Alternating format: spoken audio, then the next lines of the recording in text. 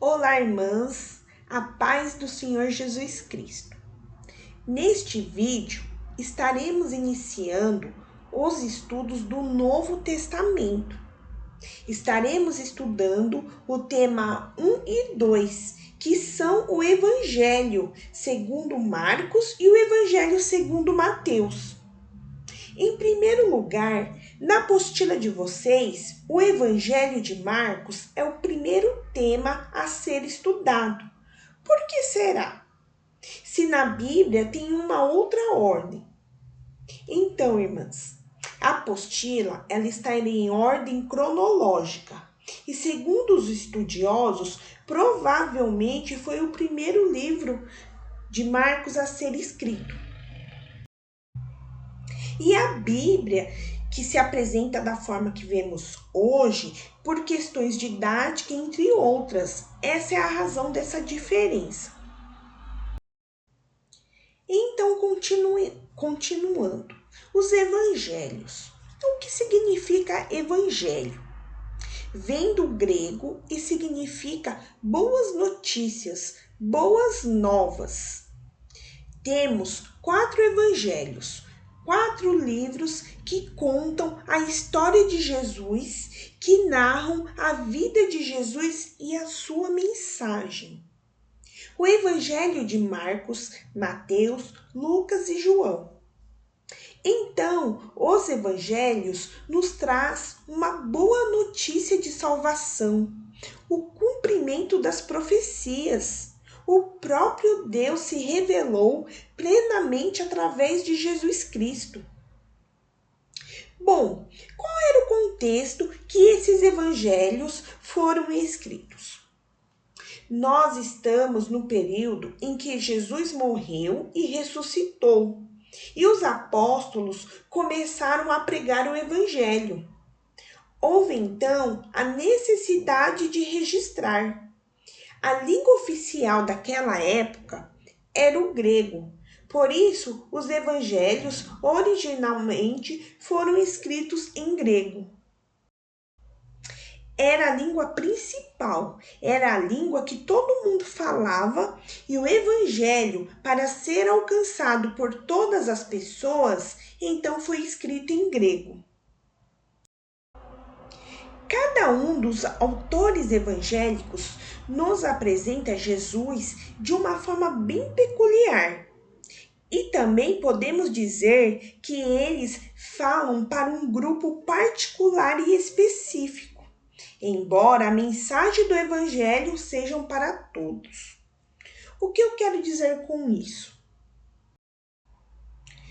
O evangelho de Marcos, ele tem um propósito de apresentar Jesus como servo sofredor para os romanos, para os gentios, para aqueles que viviam naquela comunidade e que não eram judeus, não fazia parte da religião judaica. No Evangelho de Marcos, não se vê tanta presença de elementos judeus, porque os leitores, a fonte para que Marcos escreveu o seu evangelho não eram os judeus. Eles precisavam entender quem era esse Jesus Cristo. Então ele apresenta Jesus como um servo sofredor, fazendo muitos milagres, como ele veio para servir as pessoas, como ele entregou a sua vida para o resgate de muitos. O autor do Evangelho de Marcos é João Marcos, não um dos 12 discípulos, mas provavelmente ele era um daqueles 70 discípulos que Jesus levantou.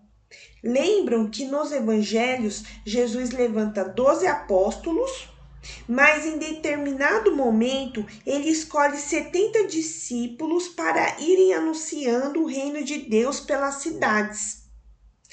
E João Marcos provavelmente fazia parte desses 70.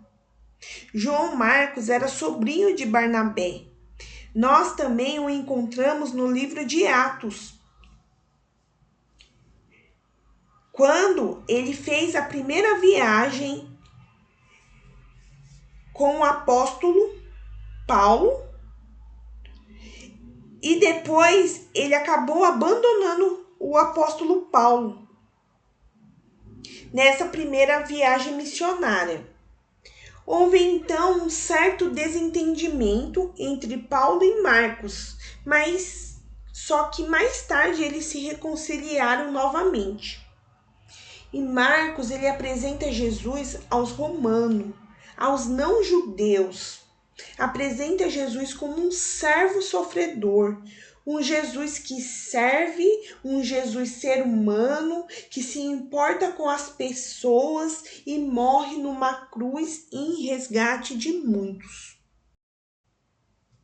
Aí no slide está de forma bem resumida tudo isso que eu acabei de falar para vocês.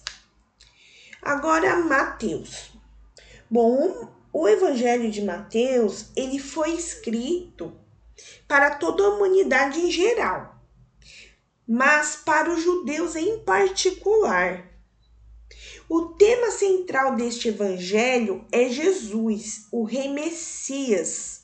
Mateus escrevendo aos judeus e conhecendo as suas grandes esperanças. Ele apresenta Jesus como o único que cumpre as escrituras do Antigo Testamento com relação ao Messias. Mateus, o Levi, ele era cobrador de impostos quando Jesus o chamou para ser seu discípulo. E Mateus, ele é uma testemunha ocular de Jesus. Ele viveu com Jesus, ele viu Jesus e Mateus registrou em seu evangelho aquilo que ele vivenciou, o que ele havia experimentado com Jesus. Como falado antes, Mateus ele foi escrito para os judeus. No evangelho encontramos várias referências do judaísmo, várias tradições judaicas. Nós encontramos muitas profecias do Antigo Testamento falando sobre o Messias para provar e mostrar que Jesus é o Messias prometido para os judeus. Mateus, ele não se preocupa em explicar o evangelho para os não-judeus, para os gregos ou os gentios. A preocupação dele é explicar e mostrar que Jesus é o Messias para os judeus. O Evangelho de Mateus tem uma linguagem muito própria do judaísmo. Ele fala de tradições judaicas, ele não explica o que significa, ele fala de termos judaicos e também não explica o que significa, porque ele não precisava explicar, porque os leitores originais do Evangelho de Mateus eram os próprios judeus. O propósito principal de Mateus é dizer que Jesus é o Messias prometido para os judeus. E os judeus, eles são convidados a verem em Jesus o Messias prometido, o filho de Davi, pela genealogia. Só que os judeus, eles esperavam um Messias que seria um líder político, um personagem glorioso. Para eles era difícil reconhecer Jesus como Messias, porque ele preferiu ser um servo humilde e sofredor. Somente na segunda vinda ele aparecerá como rei em toda a sua glória. Já o Evangelho de Lucas, como vocês podem ver aí no slide, ele fala especialmente para o povo grego.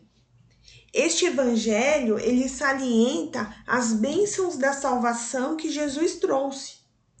Lucas ressalta especialmente a graça de Deus revelada em Jesus e concedida àqueles que pareciam menos dignos dela, como mulheres pecadoras e gananciosos cobradores de impostos. Pois é exatamente isso que a graça significa, que homens e mulheres não podem fazer nada para merecê-lo. E para vocês terem conhecimento, o livro de Atos, ele foi escrito para todos. E no original, o livro de Lucas e Atos era um único livro. Eu apresentei para vocês basicamente os 3 evangelhos, né?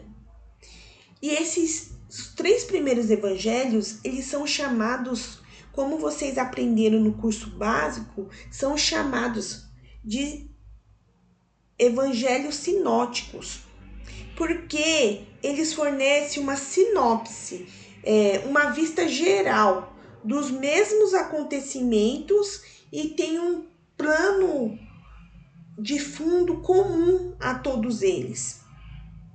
São livros parecidos que contêm uma quantidade de histórias em comum, na mesma sequência e algumas vezes utilizando-se exatamente da mesma estrutura de palavras.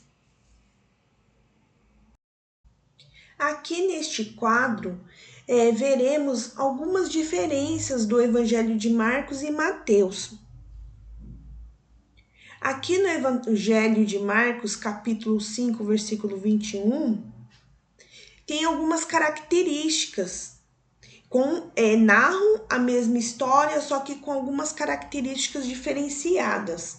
Por exemplo, aqui neste primeiro quadro, que fala sobre que a referência está em Marcos 5, 21, aqui dá algumas características que no Evangelho de Mateus não tem.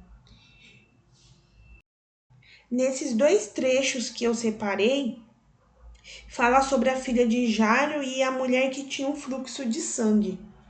Em Marcos, podemos observar essas partes que está destacado em vermelho. No Evangelho de Marcos, tem o nome do homem, que se chama Jairo, o pai da criança. E já em Mateus, não especifica o nome dele, só coloca ele como um chefe religioso. Aqui em Marcos, diz que a filha está morrendo, que a filha de Jairo está moribunda. E já em Mateus, já falou que a filha morreu. E também podemos observar na mulher do fluxo de sangue, e em Marcos ele quis relatar que a mulher havia padecido com muitos anos, tinha passado por vários médicos, e já em Mateus não comenta que ela, só relata que ela tinha um fluxo de sangue. Ou seja, no Evangelho de Marcos está mais detalhado, tem mais versículos. E Mateus não, tem menos versículo, é mais direto, porque o Evangelho de Mateus, ele já a sua mensagem, o seu propósito é de levar essa mensagem para o povo judeu. Essa é a diferença.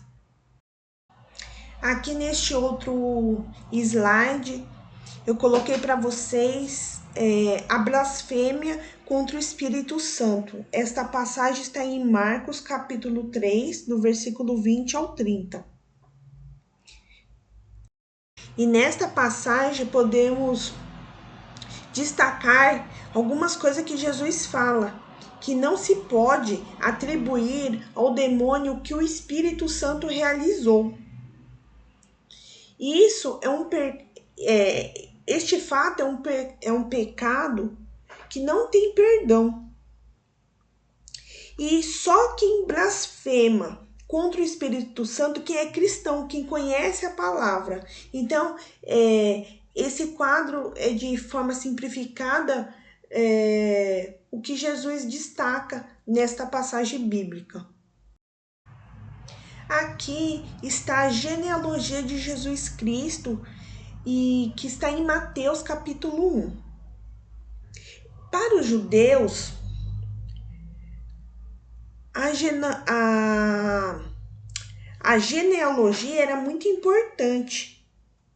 como o Evangelho de Mateus foi escrito especificamente para este povo, para o povo judeu. A genealogia mostra que Jesus era descendente de Davi, o rei de Israel. Deus prometeu a Davi que a sua descendência iria reinar para todo sempre. E alguns séculos depois, Israel deixou de ter um rei, mas essa profecia se cumpriu em Jesus, que é o Rei eterno, que esta profecia está em 2 Samuel, capítulo 7, versículo 16. Então, como o Evangelho de Mateus é escrito especificamente para o povo judeu, então ele quis exemplificar no seu evangelho qual a descendência de Jesus, sendo que para eles, os judeus, a genealogia era algo muito importante. Termina aqui este vídeo com o primeiro e o segundo tema referente ao Novo Testamento.